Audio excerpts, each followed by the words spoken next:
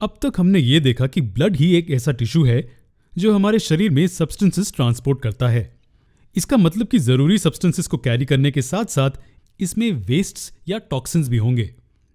आप कहेंगे कि लंग्स ब्लड में ऑक्सीजन ऐड करके और कार्बन डाइऑक्साइड को निकालकर उसे साफ करते हैं, लेकिन यह गलत है।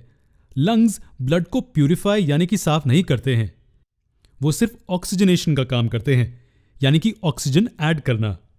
लेकिन प्यूरिफिकेशन का मतलब सभी वेस्ट को निकालना होता है ना? और लंग्स ब्लड से वेस्ट को नहीं निकालते हैं, तो ब्लड के प्यूरिफिकेशन का काम लंग्स द्वारा नहीं होता है। यहां एक दूसरा सिस्टम है जो इस प्रोसेस में मदद करता है, उसे एक्सक्रीटरी सिस्टम कहते हैं। इस सिस्टम में कौन से ऑर्गन्स होते हैं? खैर, इस पूरे सिस्टम में 2 किडनीज, 2 यूरेटर्स, एक यूरिनरी ब्लैडर और एक सिंगल यूरेथ्रा होता है। और इस सिस्टम को अपना ब्लड सप्लाई कहां से मिलता है? खैर, ये इसे रीनल आर्टरी और रीनल वेन से मिलता है। हम जानते हैं कि आर्टरीज और वेन्स क्या होते हैं। रीनल आर्टरी और रीनल वेन से हमारा क्या मतलब है? खैर, जो कुछ भी किडनी से संबंधित होता है उसे रीनल कहा जाता है। तो किडनीज की तरफ और उससे दूर जाने वाले आर्टरी और वेन को रीनल आर्टरी और रीनल वेन कहा जाता है। तो कुछ इस तरह से ये पूरा स्ट्रक्चर दिखता है। चलिए हर पार्ट के फंक्शंस को देखते हैं।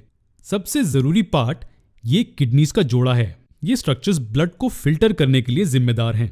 किडनी के अंदर नेफ्रॉन्स नाम के बेसिक यूनिट्स होते हैं जो ब्लड को लेते हैं और इनमें से नुकसान पहुंचाने वाले नाइट्रोजीनस वेस्ट को अलग करते हैं। फिल्ट्रेशन प्रोसेस पानी में घुले हुए ब्लड और अनचाहे कंपोनेंट्स को अलग करता है, लेकिन हम इतना सारा पानी खो नहीं सकते हैं।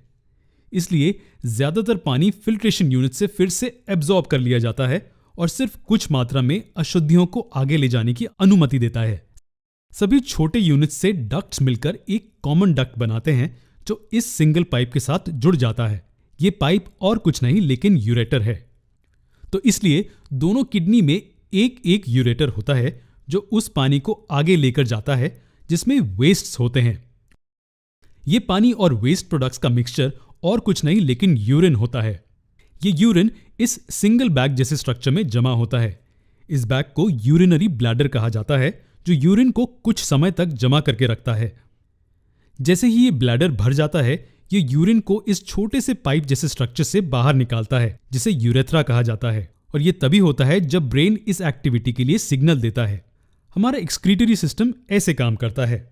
अब हम ये देख चुके हैं कि हमारे शरीर में सब्सटेंसेस का ट्रांसपोर्टेशन कैसे होता है।